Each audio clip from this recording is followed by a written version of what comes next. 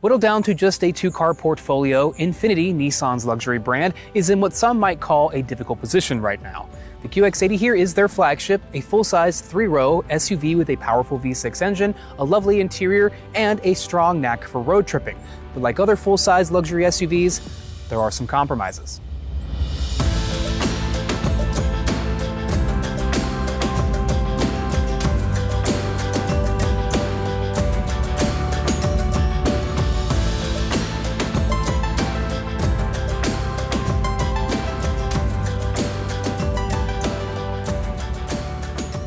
The QX80, formerly known as the QX56, entered its third generation for the 2025 model year, transforming from a long-in-the-tooth value play into a real contender with a modern exterior and cutting-edge tech on the inside. With this change came a higher price point, one that invited more thorough evaluation of its merits and demerits. Starting at $85,940 for the pure two-wheel drive trim, you'll find 20-inch wheels, heated first and second row seats, faux leather trim, and the 14-speaker version of the Klipsch premium audio system. The Luxe two-wheel drive trim starts at $93,040, adding real leather trim and ventilation to the first two rows of seats, as well as 22-inch wheels. The Sport trim, which we are testing here, starts at $104,835, giving the QX80 a more edgy look, and things like massaging front seats, semi-aniline leather trim in the first two rows, the 24-speaker Klipsch audio system, a plasma cluster air purifier, and biometric cooling. This feature detects occupants in the car and routes air conditioning to the appropriate seats at the appropriate times. Finally, the headlining Autograph trim adds ProPilot Assist 2.1 into the mix, which is Nissan and INFINITI's hands-free highway driving assistant. It also brings luxury touches like massaging second-row captain's chairs, a larger rear center console, heated third-row seats, and higher echelon semi-aniline leather coverings on all three rows. This one can be yours for as little as $115,385. The lowest two trims can add four-wheel drive for $3,100, but Sport and Autobiography come with it exclusively. What didn't change in its third act was its market position as more of a Lexus LX competitor than a Cadillac Escalade competitor, but at $108,000 as tested, you'd be wise to cross-shop all the choices out there. The QX80 is bigger than that aforementioned Lexus, but it is still dwarfed by both extended and even regular length versions of the American alternatives. But here we have a very style-forward exterior design that I quite like, with these 22-inch dark finish alloy wheels on the Sport trim and a height-adjustable air suspension, plus this two-tone paint scheme that really does stand out in a crowded parking lot. From the front seat position, there's a very, very strong first impression of this cabin. I love the design of the steering wheel and the feeling of the soft leather that wraps it. I like the screen setup here, at least with the screens turned off. It looks like a modern infotainment system, big screen display, everything you expect in a car like this. But once you turn the system on, there are a couple of areas where I kind of have to nitpick. But I'll get to that later. You also have this very typical wide center console here, which could fit 3 elbows on it if you wanted to. It is very large and in charge with some storage here. Right here is where you find your wireless phone charger and 2 USB-C ports. Here is where you'll find your cup holders. And then here you have your storage, which has a tray here that pops out, and then a pretty decent size, but not exactly the deepest or widest opening I've ever seen. Now regarding the position here, I actually found it shocking how far back this seat is willing to go.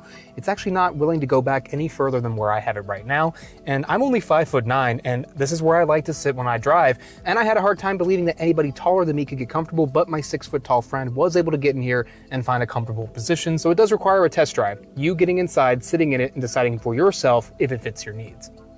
One hallmark of the QX80 and its design over the years has been its pretty short windshield, so it does feel like we have a pinched view out of the front, especially considering the bulbous hood up front, which does block a lot of your view ahead, but of course we do have some camera views, including a visible hood view and the double-screened front view, which does sound cool on paper, but when you use it in application, the resolution is not exactly stellar, and that black bar in the middle just splits up the screen, making it kind of pointless overall. In terms of the quality of materials and the fit and finish, I have heard some rattling from elements up in the headliner here, and there is some trim that is starting to peel off from the dashboard right here, which makes me believe this is not exactly real wood. It does have this finish on top that is starting to peel off. And at $108,000, I would like to see more effort put into those types of details where you're going to be scrutinizing things, because when you pay this kind of money, you don't expect things to start peeling off. But as I said at the beginning, most luxury SUVs in this category, especially the Americans, fall for these very same problems. Luckily on this sport trim, you do actually get massaging seats, which have been absolutely lovely during my week with the car. There are 3 different settings and 3 different intensities or speeds you can go through. Are they as intense as what you'll find in a Jeep Grand Wagoneer, where you literally feel like knuckles are digging into your back? No, it's not that serious, but it's still very, very nice to have. Here in the second row, things are also pretty well done. These captain's chairs are power adjustable, so I can slide them forward and back and tilt the seat back with these power adjusters right here, just like you would in the front row. These seats themselves are a little bit less contoured than I'd like, so they do feel a little bit flat, but the leather is nice and soft. On this trim, these seats come heated, but if you go for the autobiography trim, they'll come heated, ventilated, and massaging. So one more reason to perhaps splurge for the higher trim. One thing I like to see is the fact that there is no major hump in the floor here, so if we had a model with a bench seat, the middle person would probably be very comfortable there, but this one is just the captain's chair set up with the very small center console here. This console is kind of a joke if you ask me. I wish they had maybe committed a little bit more to giving you more storage or more features in this console, but as it stands here, it just looks like an afterthought a little bit to me. You can remove it by getting some tools out and prying this thing out of here, but you do want the cup holder space because the cup holders down in the doors are more for bottles, and there are no cup holders here in the front center console. Thanks to the panoramic moonroof, I do have a lot of light coming in, which is nice from this perspective. The cabin does have this darker hue because of that dusk blue color, so everything here kind of has a black undertone and a lot of black elements to it, so having the sky right above you is a really nice touch. In order to adjust your climate back here, it is a simple row of physical buttons on the center console up front right here, which is great, intuitive, no learning curve whatsoever. It also comes with 2 USB-C ports and a lighter style jack for charging electronics. However, I will say the design of the back of these front seats is a little basic. I would have liked to see some more artful touches done here, like some competitors will do. Unlike the previous generation QX80, here in the second row, I actually do not have to slide forward to give myself more space in the third row. What you see back there is what you get in this standard position. And that's great because this is a family hauler, so you want that third row to be able to accommodate a variety of different people. Getting into the third row is very easy. You have 2 options, using the button on the shoulder that allows the seat to move forward in this automated fashion, or of course you can climb through the center there. And once you're back here, you'll see I am actually very, very surprised by how much space I have. I'm only 5'9", but I've had a 6-foot+ person sit back here, and they also found it shockingly accommodating. So right here, the first thing I notice is the fact that the floor is not so high up that your knees will be up in your face. I can actually sit here in a comfortable position while still having enough room for my head. Now, if you have a taller torso, you might start to hit the headliner here like my 6-foot friend did, so it's really legroom where this third row shines. And one thing that I've always noticed about Infiniti and Nissan products is how low the seat backs are for their third rows, but how tall the seat headrests are, and I actually get why they do that. It improves visibility through the back. Now, of course, we do have the digital rear view mirror to combat that, but if you're not into those and you want to be able to see a clear view out the back, these seat backs are low enough that when you put the headrests back down, they don't block your view. So that is actually pretty smart of Infiniti, because even with this setup, I feel like I'm sitting in a normal seat. They're not, of course, the most comfortable seats out there, but this headrest will do the trick if you're trying to relax, and you can recline a little bit with power buttons here on your armrest. And honestly, this position right here is very nice. I could sit here on a road trip, take a nap, doze off, look out the big windows. This is actually a pretty well done third row. Now, if you want heated seats back here, you will have to step up to that autobiography trim to get that. Otherwise, you are stuck with regular seats back here. Is it as big as some of the competitors? No, I would say a Grand Wagoneer from Jeep is still the best third row in this segment. It's definitely wider feeling and has an even higher seat bottom, so it feels like you are sitting in a regular seat like up front. But this is a massive improvement over the previous generation. Cargo space is gracious, but not class-leading. Behind the power folding third row seats, you'll get 22 cubic feet of space, including this handy underfloor storage. Behind the second row, that grows to 59 cubic feet, then 101 when all seats are down. That 3-digit figure is more than you'll find in competitors from Lexus, Range Rover, BMW, or Mercedes-Benz.